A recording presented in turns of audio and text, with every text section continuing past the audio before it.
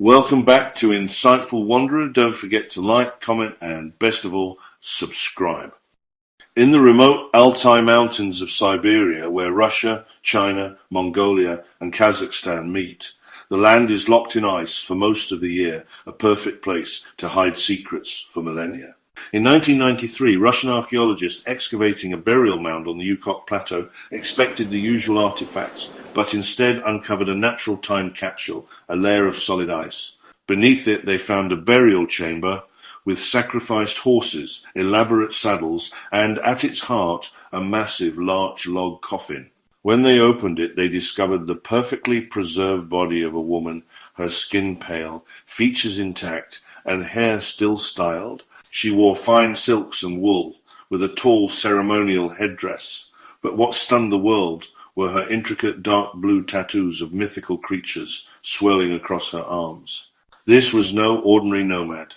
This was the Siberian Ice Maiden, a silent messenger from the Iron Age. The permafrost had preserved not just her bones, but her skin, hair, and even her last meal, offering an unprecedented window into the Pazyryk people, fierce Scythian nomads who roamed these steppes before Rome's rise. Her discovery was a bombshell, showing that mummification wasn't just for Egypt's deserts. Nature had created a perfect freezer in Siberia. The Ice Maiden wasn't just a body, she was a story, and her tattoos were the first chapter. Her find promised to unlock secrets about a lost world, its beliefs, its art, and the powerful roles women could hold. In this frozen land, the past had waited patiently to be revealed. Archaeologist Natalia Pazyryk led the 1993 expedition that uncovered the Ice Maiden on the sacred Yukok Plateau. The burial mound looked unremarkable, but a thick lens of ice had protected its true treasure from ancient looters. Inside, the Ice Maiden lay in a fetal position, a young woman of about 25, in a coffin carved from a single larch log and decorated with leather deer. She was buried with 6 saddled horses, symbols of wealth and spiritual guides for her journey to the afterlife. Her attire was extraordinary, a gown of rare Chinese silk, a long woolen skirt, and a towering headdress adorned with gilded birds and deer. Scientific analysis revealed she likely died of breast cancer, and traces of cannabis suggest she may have used it for pain relief. The Ice Maiden was not just a symbol of her culture, she was a young woman facing a terminal illness, honoured with a burial fit for a queen. Her people ensured she would be remembered, surrounding her with everything she'd need for eternity. The Ice Maiden's tattoos are masterpieces, ancient art flowing across her skin in dark blue-green, preserved by the ice. Covering her left shoulder and arm, the designs feature a fantastical creature, part deer, part griffin, part ibex, a totem of protection and power. Other tattoos depict rams, snow leopards, and deer, each animal carrying deep symbolic meaning in Pazyryk cosmology. These tattoos weren't mere decoration, they were spirit guides, marking her as someone of high status and spiritual significance. Archaeologists believe the tattoos were added over time, chronicling her life's milestones and spiritual journey. For the Pazyryk, tattoos were a sign of nobility and spiritual power, not social outcasts. The Ice Maiden's skin is a living biography, a sacred text we are lucky to read. Her tattoos reveal a world where identity, belief, and art were worn for eternity. Through her, we glimpse the soul of an ancient people. Was the Ice Maiden a princess, a priestess, or both?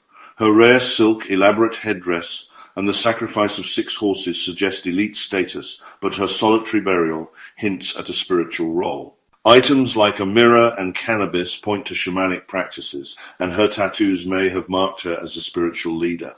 In Pazyryk society, political and spiritual power often intertwined. A chieftain's daughter could also be a shaman. The Ice Maiden's burial challenges our assumptions about gender and authority in the ancient world. She was a leader, a mystic, and a woman of immense importance, respected in life, venerated in death. Her story blurs the lines between royalty and spiritual power. The Ice Maiden's tattoos connect her to a global tradition. Tattooing is as old as humanity itself. Otzi, the Iceman found in the Alps, bore simple therapeutic tattoos. Egyptian priestesses had sacred marks for protection and fertility. In Peru, the Lady of Sao, a tattooed priestess queen, was buried with symbols of power and divinity. Across continents, tattoos marked status, healed pain, and connected people to the spiritual world. The Ice Maiden's animal tattoos are a unique Pazyryk expression, but part of a universal human impulse to inscribe meaning on the body. Her story is a powerful chapter in the worldwide history of this ancient art. Through her, we see how tattoos have always been more than decoration. They are identity, belief, and memory. The Ice Maiden's ink links her to a global family of the tattooed dead. The Ice Maiden's discovery sparked controversy in her homeland. To the Altai people, she is Princess Kaidin, a revered ancestor and guardian, not a museum artifact. Many believe her removal from the Ukok Plateau broke a sacred pact, unleashing misfortune on the land. After years of protest, she was returned to the Altai Republic in 2012, but not to her original tomb. She now rests in a climate-controlled museum. For many locals, only her reburial on the plateau will restore balance. The debate highlights the clash between scientific curiosity and indigenous beliefs. Is she a priceless artifact for the world, or a sacred ancestor for her people? The Ice Maiden remains at the center of this storm. Her legacy is much about the present as the past. Hope you enjoyed. Now hit that like, subscribe button and leave a comment. We'd love to know what you think.